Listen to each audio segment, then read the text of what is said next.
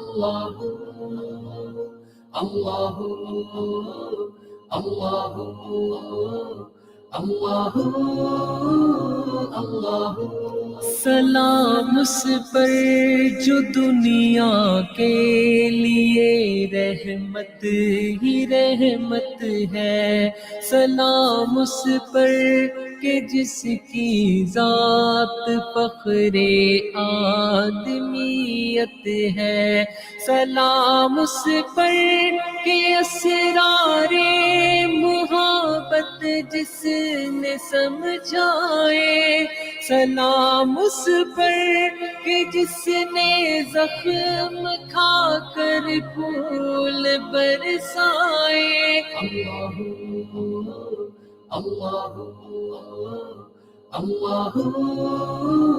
اللہ سلام اس پر کہ جس نے خون کے پیاسوں کو قبائیں دی، سلام اس پر کہ جس نے گالیاں سن کر دعائیں دی، سلام اس پر کہ جس کے گھر میں چاندی تھی نہ سونا تھا، سلام اس پر کہ ٹوٹا بوریا جس کا بچھونا تھا، سلام اس پر جو سچائی کی خاطر دکھ اٹھاتا تھا، سلام اس پر جو بھوکا رہ کے اوروں کو کھلاتا تھا، سلام اس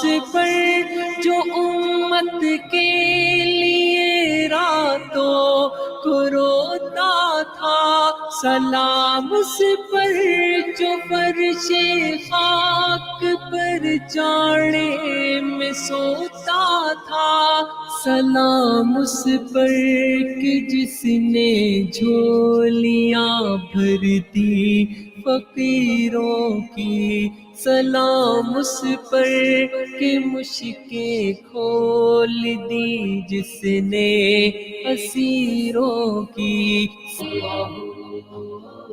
اللہ اللہ اللہ سلام اس پر جو دنیا کے لیے رحمت ہی رحمت ہے، سلام اس پر کہ جس کی ذات فخر آدمیت ہے، اللہ اللہ اللہ اللہ اللہ اللہ اللہ اللہ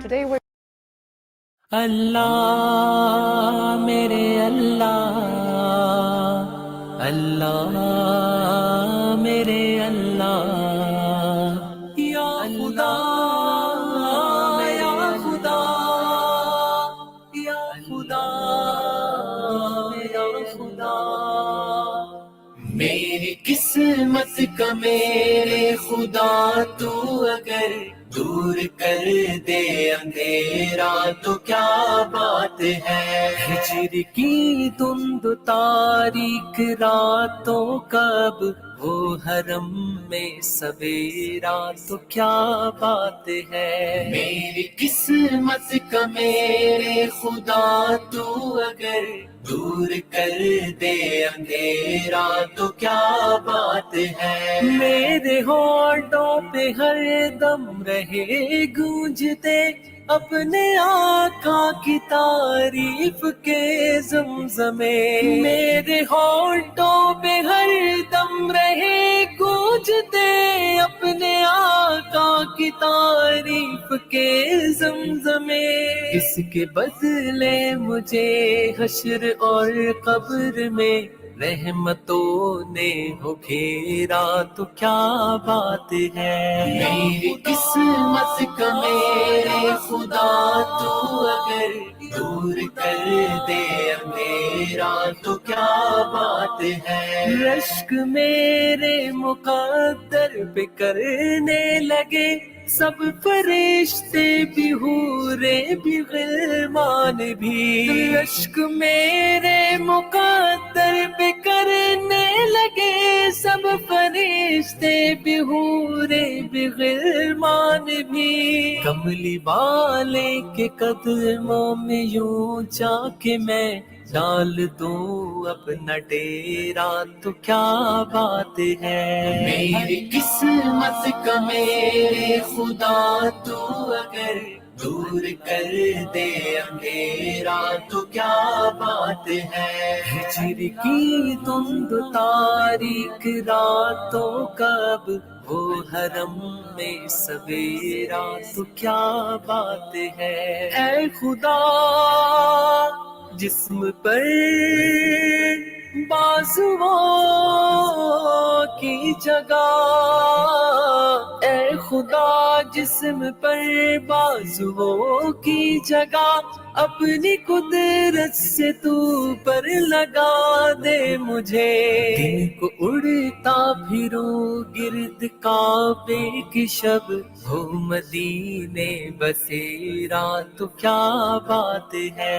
میری قسمت کا میرے خدا تو اگر دور کر دے اندھیرا تو کیا بات ہے. سبز گنبد کو مشتاق نظروں سے میں ٹک ٹکی باندھ کر ایسے تکتا رہوں. سبز گنبد کو مشتاق نظروں سے میں ٹک ٹکی باندھ کر ایسے تکتا رہوں. لب پہ صلی اللہ کا میرے ورد ہو دم نکل جائے میرا تو کیا بات ہے.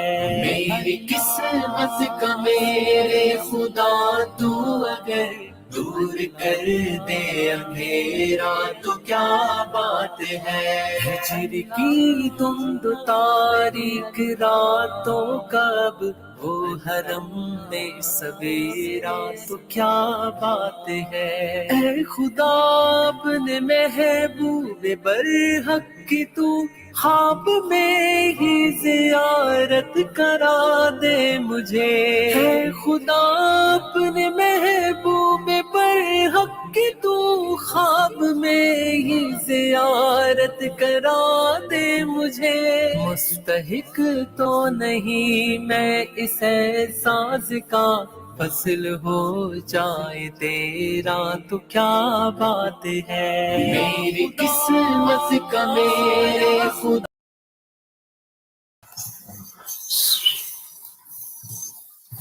Assalamu alaikum wa rahmatullahi wa barakatuh. Hope everyone is doing well.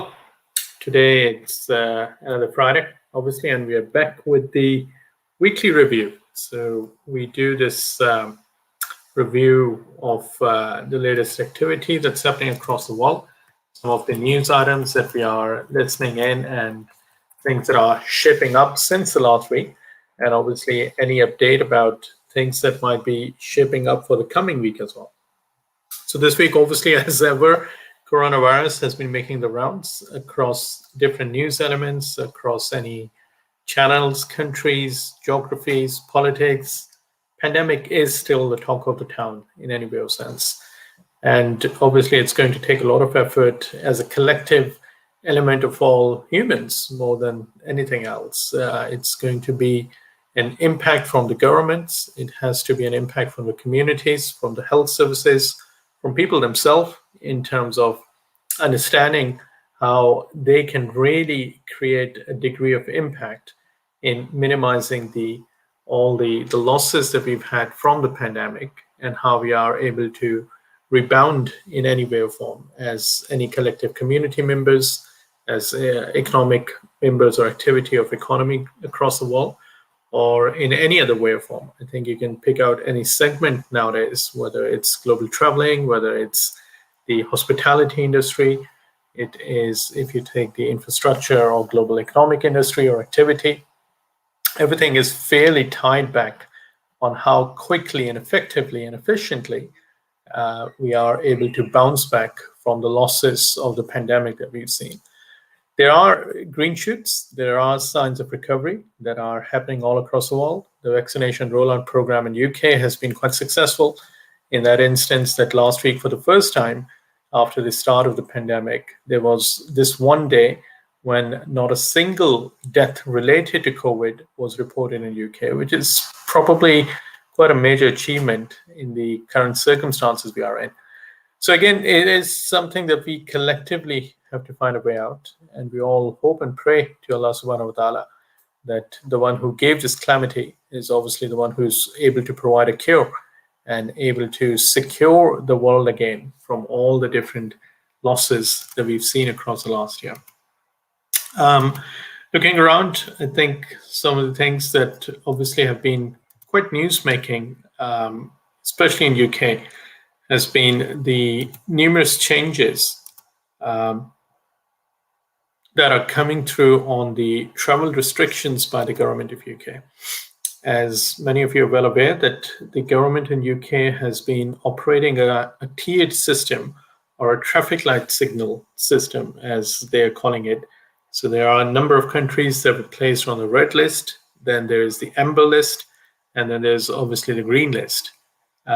Previously, one major destination of holidays, major destination of British people, or collectively mostly across Europe as well, travel for holidays destination has been Portugal.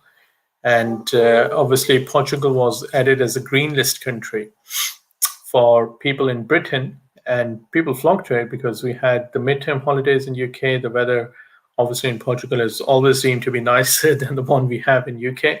So many people left UK all the way for Portugal in the hope and knowledge that the government has allowed Portugal to be on a green list, which means people do not necessarily have to quarantine, essentially, if they travel to and from Portugal. But the announcement that was made yesterday was that Portugal has been added back to the amber list, which means people who are going to travel back after the deadline that passes on 4 a.m. on Tuesday, they have to then quarantine for 10 days and obviously take the additional COVID testing regimes that have been introduced for the countries in amber list as well. So there's quite a rush. Many people have been out in Portugal. Many people are fearing that they will be left stranded if they are not back in time before the amber list restrictions are coming into place.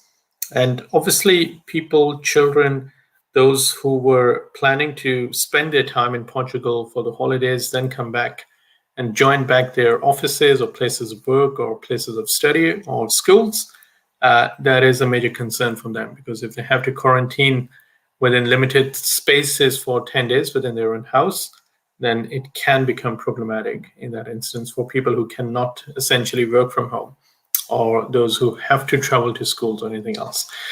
So now there's a huge rush. There is obviously quite a big rush for people to get back from Portugal into UK, and airlines are struggling to, or airlines are kind of obviously maneuvering around to get as many aeroplanes and airspace space available in the carriages coming back from Portugal into UK. So that's obviously quite a big major story from last week, that the government guidelines about traveling to overseas countries, it's obviously being reviewed in a very, let's call it, nimble manner. It can change overnight, it can change within a day, or it can change at a day's notice. Ideally, the agreement that has been reported in different media outlets was that the UK government will at least give a 10 days notice for any movement of countries back from red list into amber or amber into red or so on. But this time around, the government expressed quite a significant concern about the Delta variant of coronavirus that originated in India. And hence they are extra cautious in that regard, that they want to impose the amber list restrictions on Portugal fairly quickly. So that obviously is quite cause of concern for people who are out in there. And we hope that everyone returns safely to whatever destination they had in mind. And obviously that's going to be quite a significant operation for the airlines that book tickets for after the embolus restrictions come into place. And now they have to maneuver their capacity into the operation to bring back people in that instance. Related again to coronavirus, something that was very interesting reported from Latin America, South America, was the move from Peru to basically report double the death toll after the scientific community in Peru raised serious concerns on the way government was collecting data. And this is quite significant because, as you would know, that the methodology of reporting coronavirus-related deaths have been fairly criticized previously by a number of members of the scientific community, and especially so in some of the developing countries where numbers at times due to political pressure or social pressures have been somewhat masked or somewhat adjusted, if you can call it this manner.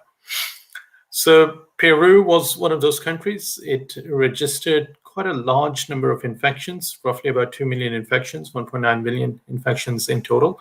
But the death rate was reported as fairly low in that regard, that the number of deaths from coronavirus were not significantly higher compared to the number of cases that were reported in. And that, again, I think was called into question. The government started a new inquiry. They asked some of the, what you can call it, the scientific community members to start looking at the collection of data, at the reporting of deaths, and how this could have been, in that instance, possible that you have such a high degree of percentage of virus cases being reported, but a very low death rate being reported.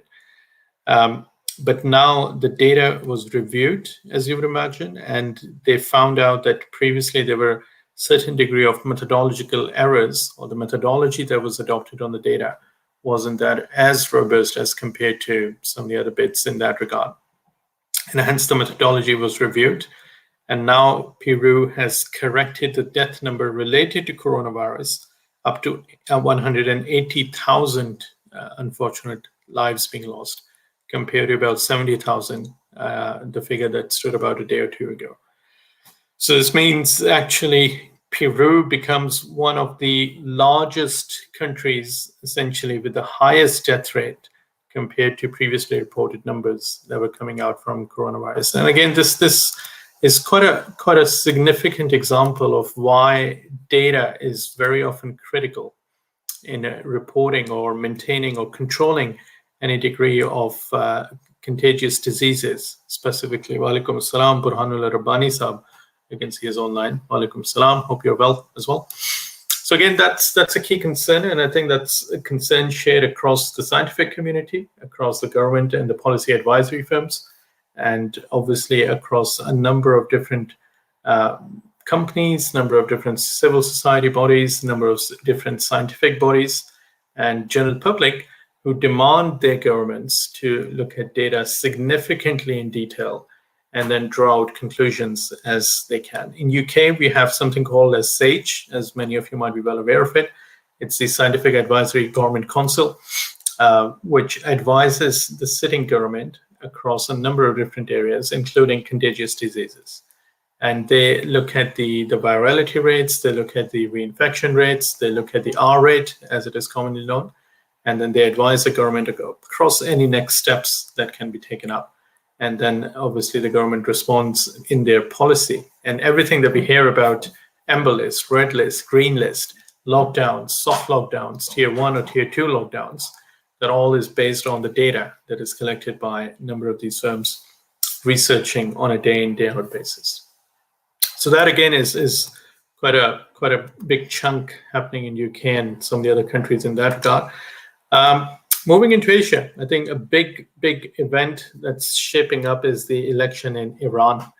And this is the presidential election that obviously takes place after every 4 years. The last election, as we know, was quite not a significant change, as the general policy of Iran remains the same. and the general outlook of the country towards West, general foreign relations that they have established in the region and beyond, pretty much remain as a continuous state policy more than anything else. But as many have been well aware that the change of president always comes in with a certain degree of changes being brought in by the president or the elected leader accordingly. It was, I think, as many of you are well aware, the previously, obviously, when Ahmadinejad was the president, there was a very different degree of outlook of Iran. There was quite a significant change in terms of the policies Ahmadinejad brought in. And then obviously the elections took place. Rouhani became the president. And then there was a different outlook adopted by Iran across their foreign affairs, across the nuclear deal that was established during the time of Obama. And then obviously since the time of Donald Trump, there have been significantly different overviews between Iran and the United States and beyond around their relationship. So now with this new election coming up, it is going to be quite a crucial one in this regard, that who actually takes power in Iran. And then certainly this is quite a significant impact that it can have on the regional relationships, Iran and Pakistan and India and Afghanistan, and obviously beyond as well, on how Iran shapes up their relationship with the West, with US and the new administration of Joe Biden, as well as any future, let's say, coordination they might have with their wider Middle East neighbors in that regard as well. So that election in Iran is obviously shaping up and coming up fairly soon. So this is going to be a significant change for the government setup if a new person is elected and comes into power in that regard. Talking of Donald Trump, obviously he's not the president anymore, but he loves to remain in the news, as we all know. So Donald Trump, we all know, was his accounts were removed by a number of different social media outlets, including Twitter and Facebook. And then it has been quite I would call it an uphill battle for Donald Trump to go into different areas and see if his social media accounts can be restored. Previously, Facebook announced that they indefinitely barred Donald Trump from its sites and to be able to use Facebook, as they called that he considered and he conducted a severe violation of Facebook rules in that regard. But last month, Facebook's oversight board criticized the open-ended penalty, and they said that it should at least be, to a certain degree, any you can call it, or in any way or form, any kind of a timeline to it. You can't just have a blanket ban. And now Nick Clegg, who's the vice president of global affairs for Facebook, and obviously the ex-deputy prime minister of UK as well, has now announced that his account has been turned into a suspension rather than a full ban. And the suspension is to be for up to 2 years. And this in any way or form would be lifted after 2 years as well.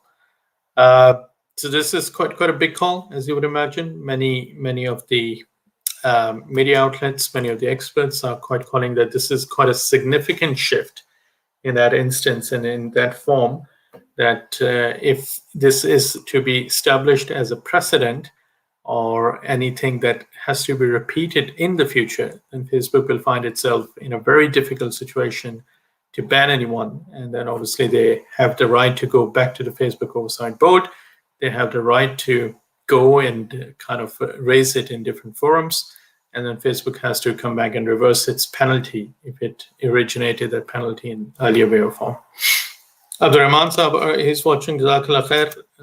Alhamdulillah, it's good to see you online as well.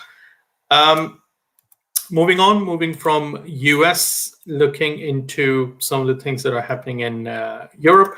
Quite a big story about Belarus. So many of you might be following the Belarus impact, and this is quite a strange thing that happened recently in Belarus, where recently one of the Ryanair flight that was traveling from Greek capital Athens to Lithuania, it was asked to land in Belarus, roughly about 10 kilometers, 6 miles from the Lithuanian border.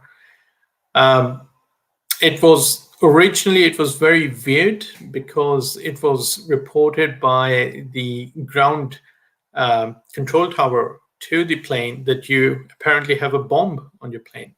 And hence the plane made a diversion and it went to the capital of Belarus in Minsk and it landed in there. But what transpired after that was that it was so funny because, well, not funny in that instance, that apparently there was a claim made that the bomb threat was emailed by Hamas, one of the Palestinian groups involved in the battle with Israel in Gaza. In that sense, apparently it was falsely claimed because there was any involvement by Hamas was completely denied by their group. But one thing that transpired was on the plane was Roman Protasevich, who was quite a critical opponent of the government in Belarus. And now it is being, in a way, suggested that the plane was diverted because this guy was on the plane and the government wanted the plane to land in Belarus so that they can make an arrest for this guy. So he was put into cameras, or he was put into custody, and he was put in front of the cameras where he openly confessed in organizing a number of different protests against the sitting government, and he apologized for his behavior as well.